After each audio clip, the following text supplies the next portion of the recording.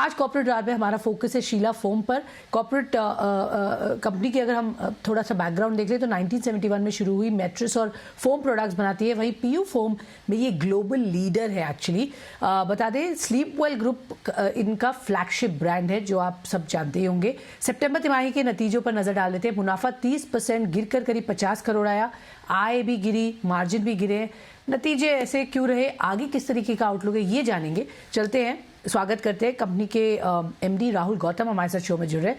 Mister Gautam, good afternoon, always a pleasure sir, thank you, आपने हमें समय दिया। पहले तो नंबर्स पर ही नंबर्स पर ही सर 8% रेवेन्यू नीचे था, पैट और एबिटा भी 30% तक गिरे हैं। क्या कारण रहा खास ये प्रदर्शन जो हमने देखा क्वार्टर में, और आगे अब मोर इम्पोर्टेंटली यहाँ से इम्प्रूवमेंट्स होंगी?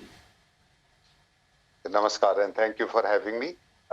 देखिए, ये जो गिरावट है this is a natural process post Covid और कोरोना।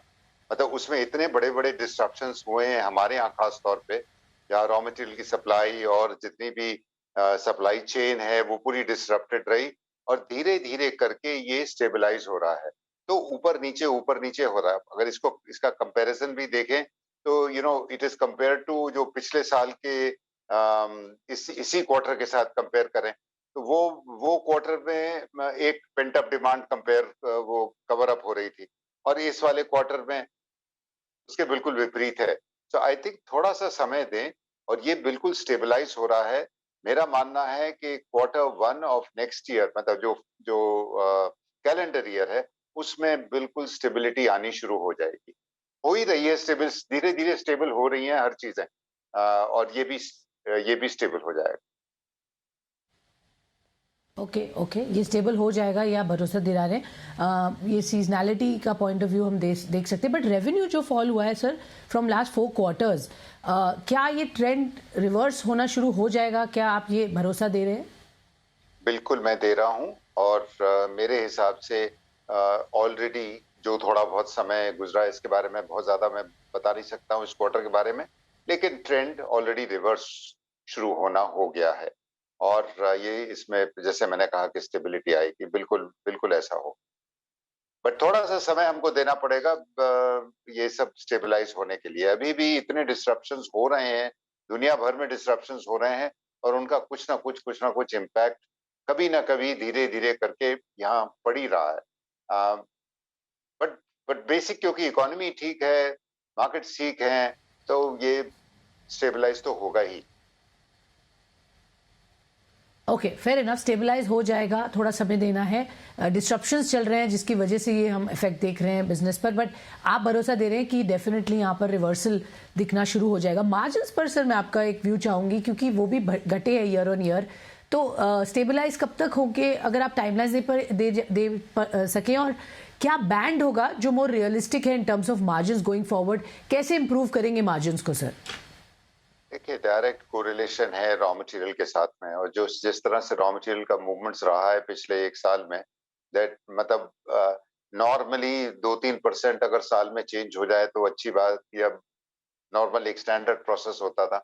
अब इस बार तो 30-30, 40-40% का इधर उधर मूवमेंट रहा है। वो स्टेबलाइज होते हुए जो समय लग रहा है, बट सारे आसार नजर आ रहे हैं। इम्प्रूवमेंट इन मार्जिन बिल्कुल होगा, और अगर मैं अगला फाइनेंशियल ईयर लूं जो कि FY24, तो कम से कम 1 से 1.5% का मार्जिन जरूर ऊपर जाना चाहिए। ओके, 1 से 1.5% तक आप मार्जिन इंप्रूवमेंट यहाँ पे एक्सपेक्ट कर रहे हैं। All right sir, product mix को लेकर कुछ चेंजेस आप देख रहे हैं करने के लिए, और नए प्रोडक्ट एडिशन कुछ होंगे? प्रोडक्ट पोर्टफोलियो को लेकर क्या समझे हम आगे FY24 में किस तरीके के एडिशंस होंगे? तो एक बात आपने जो प्रोडक्ट मिक्स जहां पर की एक ट्रेंड जो जरूर दिखा थोड़े समय के लिए, एंड दैट वाज कि एवरेज सेलिंग प्राइस जो था प्रोडक्ट का वो थोड़ा सा कम था। अफोर्डेबिलिटी में ऐसा लगा कि लोगों को थोड़ा सस्ता मटेरियल चाहिए, चीज तो चाहिए लेकिन थोड़ी सस्ती चाहिए। उसमें भी चेंज पिछले 15-20 दिन के अंदर में बिल्कुल आ रहा है, और जो एवरेज सेलिंग प्राइसेस हैं they are coming back to normal.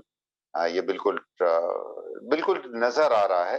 पर जैसे मैंने कहा कि एक एक क्वार्टर टू क्वार्टर ही कंपेयर करते हैं तो इतने डिस्ट्रप्शंस पिछले साल में रहे हैं और इस साल में हो रहे हैं कि उसमें वो कंपैरिजन में कोई बहुत क्लैरिटी इन ट्रेंड ऐसा नजर नहीं आती है। But we can feel it, हम मार्केट से जुड़े हुए हैं, we can feel it that ये स्टेबिलिटी आ रही है।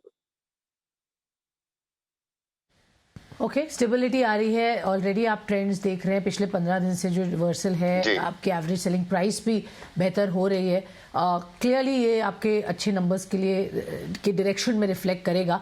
बट सर, जो इन्फ्लेशनरी प्रेशर्स जिसकी वजह से इम्पैक्ट हुई डिमांड और कंजम्पशन होम के प्रोडक्ट्स में, जो थोड़ी सी आपने वॉलीटिलिटी देखी consumer durable industry as a whole, क्या ट्रेंड्स लग रहे हैं अभी भी? बिकॉज सिचुएशन ऐसे स्टेबलाइज तो नहीं हुई है, ग्लोबल ट्रेंड्स भी अभी भी काफ़ी वॉलेटाइल ही है। तो ये साल कैसा लग रहा है for the company? And FY24 के लिए आप कैसे गियर अप कर रहे हैं? किस तरीके के प्रोजेक्शंस, टारगेट्स आप रखेंगे? सो FY24 तक आते आते ये मेरा मानना है कि जो हमारी इंडस्ट्री के में स्टेबिलिटी, जैसे मैंने कहा, हम जनरली हमारे यहाँ जो ग्रोथ है वो 2 से 2.5% ऑफ द जीडीपी होती है। इस बार अगर 6 साढ़े 6 की जीडीपी माने तो हमारे यहाँ 12, 13, 14% के आसपास ग्रोथ होनी चाहिए एंड वो FY24 से बिल्कुल स्टेबलाइज हो जाएगी। आई मीन अगर कोई बहुत बड़ी बात कोविड और कोरोना जैसी बात हो गई उसके बारे में तो मैं नहीं बोल सकता हूँ।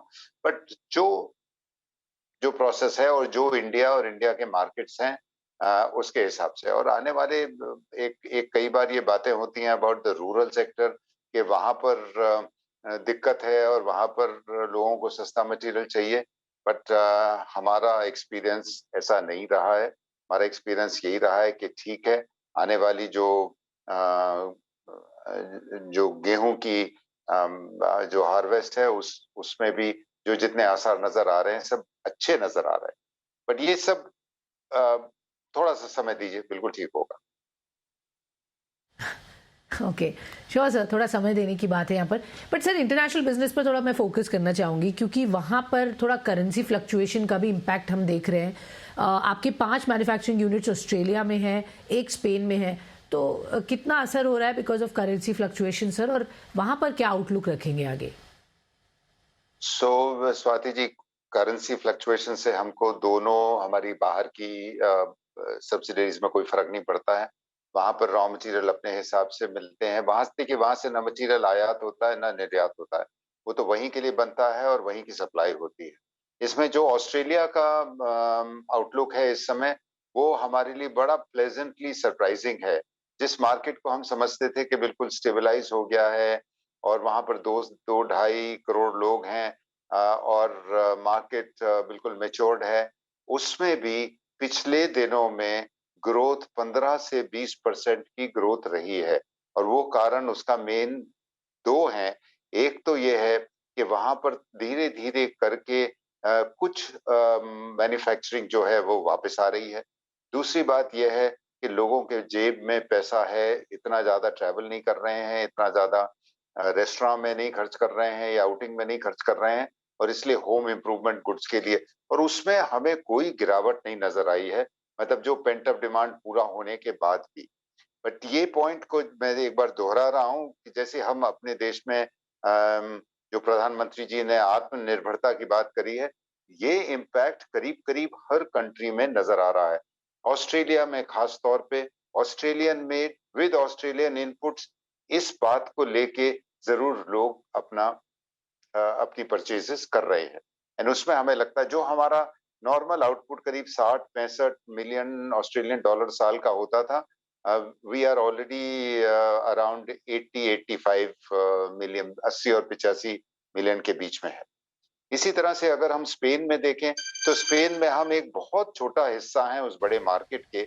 हमारे पास टोटल मार्केट शेयर 1% होगा, बट पूरा एक इंटीग्रेटेड मार्केट है यूरोपियन यूनियन। तो ओके, श्योर, सो ज्यादा कोई फर्क नहीं है जी। नहीं, मार्केट श्रिंक जी, ज्यादा फर्क नहीं करेंसी फ्लक्चुएशन का। बिल्कुल जी। सर एक सवाल आपसे जानना चाहूंगी in terms of tie ups and amalgamation JVs, इस पर specific to international comfort technologies जिसके साथ आपने अमेलगमेशन किया है आपकी कंपनी ने, क्या उसकी ज़रूरत थी, क्या रैशनल है ऑफ दिस अमेलगमेशन, और आगे स्ट्रक्चरली आप कुछ इस तरीके के और भी डिसीजंस लेंगे to just strengthen the company further? So ये इंटरनेशनल कंफर्ट टेक्नोलॉजीज जो है वो एक्चुअली हमारी सब्सिडरी थी, और ये तो एक जो गवर्नमेंट ने एक एडवांटेज दिया था कि इस समय के बाद में अगर कोई इंडस्ट्रीज पुटअप होंगी तो उनको कोई टैक्स का एडवांटेज होगा। बट हमने जब पूरे ऑपरेशन को पूरा फैलाया तो यही देखा कि it is operationally it is not efficient to do that. So ये तो हमारी 100% सब्सिडरी है, इसमें कोई नया अमेलगमेशन नहीं है, and it is just being merged back into the company. Okay, and any M&A on the card sir? किस तरीके की अपॉर्चुनिटीज हैं इंडिया में या इंटरनेशनली? तो बिल्कुल दोनों जगह अपॉर्चुनिटीज अराइज करी हैं, खासतौर पे ये कोविड के बाद से जहाँ भी फाइनेंशियल डिस्ट्रेसेस हैं। दो अपॉर्चुनिटीज हैं इंडिया में, और जिन पे बातचीत चल रही है। मैं इससे ज्यादा इसके बारे में नहीं बता पाऊंगा, और इंटरनेशनल पॉसिबिलिटीज थोड़ी सी कम है, बिकॉज हम बाहर जितने भी जो कंज्यूमर रिलेटेड प्रोडक्ट्स हैं उसमें बाहर के एरियाज को हम नहीं देखते हैं, हमारी कोई अंडरस्टैंडिंग नहीं है वहाँ के कंज्यूमर्स के बारे में। तो consumer facing businesses we look only in India, and there are 1 or 2 possibilities जहाँ पर लेट्स से काफी एडवांस स्टेज में बात। ऑल राइट, बहुत बहुत धन्यवाद सर हमसे जुड़ने के लिए और हमें बताने के लिए किस तरीके का आउटलुक है कंपनी का आगे बिजनेस को लेकर। बहुत शुक्रिया आपका। तो ये थे शीला फोम के मैनेजमेंट हमसे बातचीत करते हुए। छोटा सा ब्रेक लेते हैं इस नोट पर, और ब्रेक के बाद खबरों का सिलसिला रहेगा जारी। आप बने रहिए हमारे साथ।